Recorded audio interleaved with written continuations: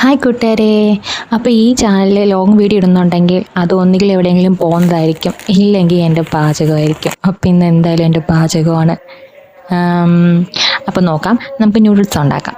Noodles ആദ്യം തന്നെ packet പൊട്ടിക്കുക. പൊട്ടിച്ച പാക്കറ്റ് നൂഡിൽസ് എടുക്കുക, അതിനെ വെള്ളത്തിടുക, വേവിക്കുക. പിന്നെ കണ്ട പച്ചക്കറികളെല്ലാം അരിഞ്ഞ് കൂട്ടി വയ്ക്കുക. ഓക്കെ, വേവിക്കുമ്പോൾ കുറച്ച് എണ്ണ ഒഴിക്കണേ, പിന്നെ ഉപ്പും. പിന്നെ ഈ അരിഞ്ഞ പച്ചക്കറിയെല്ലാം കൂടി നല്ലപോലെ ഒന്ന് എണ്ണയിലിട്ട് വഴറ്റിയെടുക്കാം. പിന്നെ അതിലേക്ക് കണ്ട പൊടിയെല്ലാം ഇടുക. ഒരുപാട് പൊടിയൊന്നും വാരി ഇടരുത്. ഞാൻ ഉദ്ദേശിച്ചത് മുളക് പൊടി, നമ്മുടെ മസാലപ്പൊടി, അങ്ങനത്തെ പൊടികൾ. ഓക്കെ, എന്നിട്ട് നമ്മൾ എന്ത് ചെയ്യാന്ന് വെച്ചാൽ അതിനെ അടച്ചു വെച്ച് വേവിക്കാം, പിന്നെ തുറന്ന് വെച്ച് വേവിക്കാം.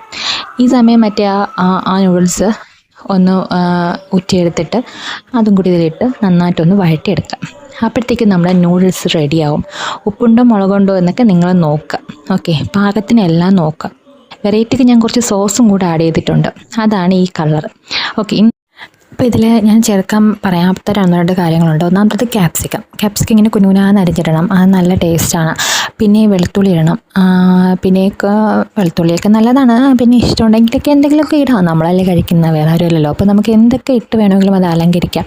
നമ്മൾ എന്തുണ്ടാക്കിയാലും ഹെൽത്തി ആയിരിക്കണം എന്നുള്ളതാണ് അതിൻ്റെ ഒരു മെയിൻ കാര്യം. ഓക്കെ, അപ്പോൾ അതുകൊണ്ട് എന്ത് കഴിച്ചാലും കൂടെ കുറേ പച്ചക്കറികളും കൂടെ കഴിച്ചോളണം. ഓക്കെ, പിന്നെ എനിക്ക് പറയാമെന്ന് വെച്ചാൽ ഇതിൽ ഒട്ടുമിക്ക കാര്യങ്ങളും എനിക്ക് എടുക്കാൻ പറ്റിയില്ല, കാരണം ഞാൻ ഒറ്റയ്ക്കേ ഉണ്ടായിരുന്നുള്ളൂ. പിന്നെ ഞാൻ സാധാരണയായിട്ട് എടുക്കുന്ന ഒരു വീഡിയോകൾ തന്നെ എൻ്റെ പൂർണ്ണതയിൽ എത്താറില്ല. അപ്പോൾ മുക്കും മൂലയും ഒന്നും കിട്ടാതെയായിരിക്കും പല വീഡിയോയും കിട്ടുന്നത്. അതുകൊണ്ട് തന്നെ വോയിസ് ഓവർ കൊടുക്കാൻ നേരത്ത് തപ്പിപ്പറക്കി എവിടെയെങ്കിലുമൊക്കെ കുറച്ച് ഭാഗങ്ങളൊക്കെ കൂട്ടിച്ചേർത്താണ് സാധാരണ ഞാനിങ്ങനെ വോയിസ് ഓവർ കൊടുക്കാറ്. അപ്പോൾ അത് കണ്ട് എൻ്റെ ഭർത്താവ് എപ്പോഴും പറയാറുണ്ട്, നീ നല്ലൊരു ക്യാമറാമാനെത്തിയാണെന്ന്. അതൊന്നും കുഴപ്പമില്ല.